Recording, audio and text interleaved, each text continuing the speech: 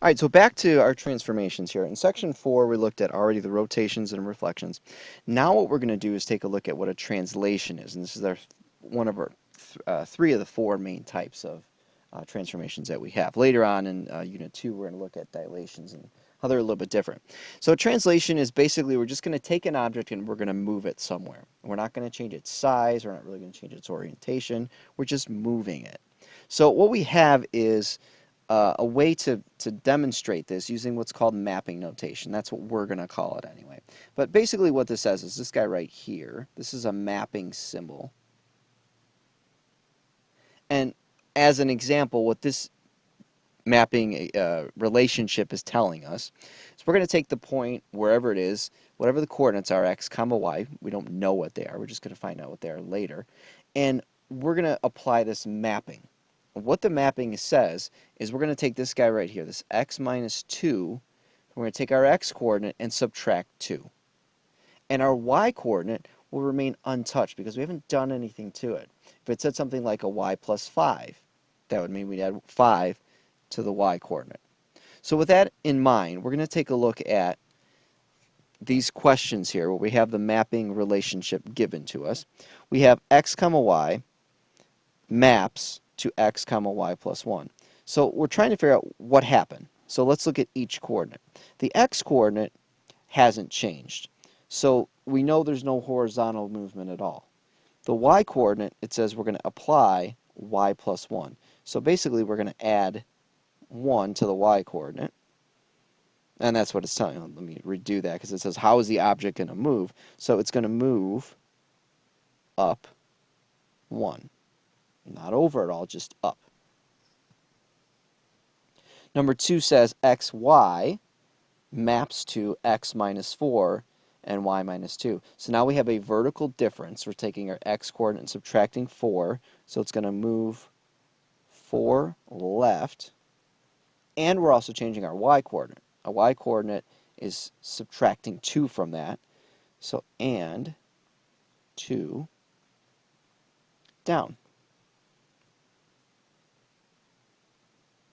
And again, a lot of these are the same type of thing over and over again. I want to take a look at number 6 because this is my favorite one of all time because the mapping takes it to itself. Absolutely nothing happens to the object. So basically we're just saying, all right, we had xy and we ended up with xy. Kind of pointless to map it, but we did it anyway. So what happened to the object? It didn't move.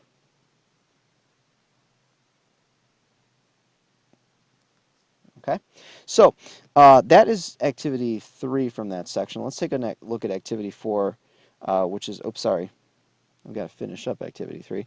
That's the first part of activity 3. In the second part, we're going to actually take a segment and we're going to translate it. So we have the point A comma B, and we're going to move that point around. So in part A, we're applying the transformation of x plus 2 and y minus 4. So each of the coordinates, the x coordinate, we're going to add 2. So we start at negative 3 comma 5. So I know I'm going to go, let's see, move 2 right and 4 down. So if I take this point and I kind of moved it over 2 and then down 1, 2, 3, 4, my new point would be right here, and I'm going to call that A prime. I do the same thing with B. I move 2 to the right, so 1, 2 over, and then 1, 2, 3, 4 down. I'd be at 5, negative 3. I don't need to use the other points in between. I'm just picking those points because they're nice and convenient because they're endpoints. I'm going to do my best to draw a straight line here. It's close. Yeah, let's try that again. It's not a very good segment, is it? All right, let's try this again. And that's a little bit better. Okay, so let's take a look at C. C is saying we're going to leave the x coordinate exactly like it is, and then we're going to subtract 5 from the y coordinate. So we're going to go back to our original diagram here. If we start at x, which is at negative 3 for point A, and we're just going to go down 5. So 1, 2, 3, 4, 5. My new point is at negative 3, 0. And because this is the third one, I'm just going to call this A triple prime. In part B, we would have done A double prime. And do the same thing for point B. So no movement in the x direction. The y direction, we move down 5 from 1. So 1, 2, 3, 4, 5 would bring us to 3 and negative 4. And again, we have those 2 points. We're going to make a segment out of those, and we're good to go. Right, and the last thing we're going to talk about in this section, transformation, it really gets into things later we're going to talk about, but it's about symmetry and more specifically rotational symmetry. Back earlier in the section 1, I believe it was, we looked at lines of symmetry and reflections over the mirror. And if we had this one piece of an image, we could create the other piece of an image using that line of symmetry. We also identified where lines of symmetry were and if they even had them. So in these objects here, we can see that we do have lines of symmetry because there's that mirror image on either side of that line. Rotational symmetry is a little bit different, but it's the same kind of idea. We're looking for duplicates, an exact image of itself. So we have rotational symmetry is an object that has rotational symmetry if there's a certain point around which the object is turned a certain number of degrees and the object looks the same. And that's the key. It has to look exactly identical.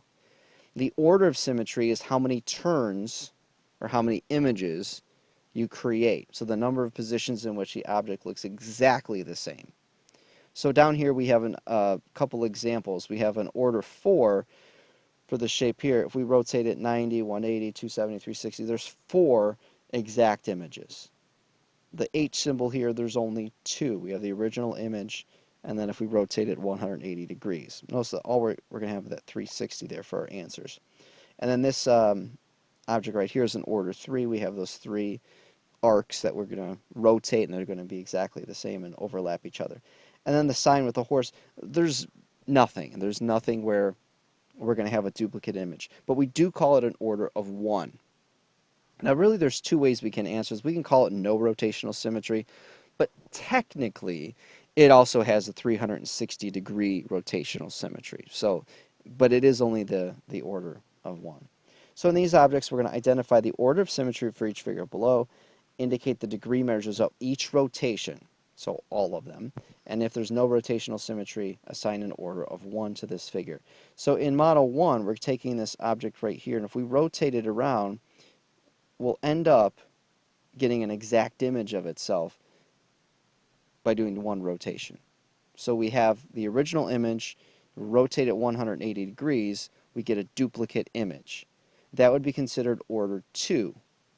And we have 180 degrees and 360 degrees. Number 2, and this one's kind of tricky, because if we ignore that 60 degrees, then it changes our answer. But if we consider that 60 degrees, then technically our rotational symmetry, we have none. We can't rotate that object until we get to 360 degrees to get that in the same spot as it was before. So based on the image exactly as I see it, we're going to say it is an order of 1, and the degree measure is just 360 degrees. For number 3, we have this, it looks like a hammer. I don't know what else to call it, but we have this little object right here, the red and the blue. If we rotate here, that's 1 rotation, 2 rotations, 3. I'm seeing 4 rotations that will carry the object, the image, exactly onto itself. And that's an order of 4. It gives us 90, 180, 270, and 360. So the main rotation, though, is this first one that we see, the 90 degrees, the 180 degrees. Yeah, and this one also is order 4 and so on. It's 90, 180, 270, and so on. What we're asked to do in question 7 is there a relationship between the degree measure of rotation and the order of the symmetry? Yes, of course there is. So if we look at the 360 degrees, so that's no rotational symmetry, order of 1, versus the order of 4, each rotation is 90, versus order of 2, each rotation is 180 degrees. It seems like the relationship is, if we take its 360 degrees divided by your order, so whatever that happens to be, 1, 2, 3, 4, 6, whatever, that's going to equal your degree measure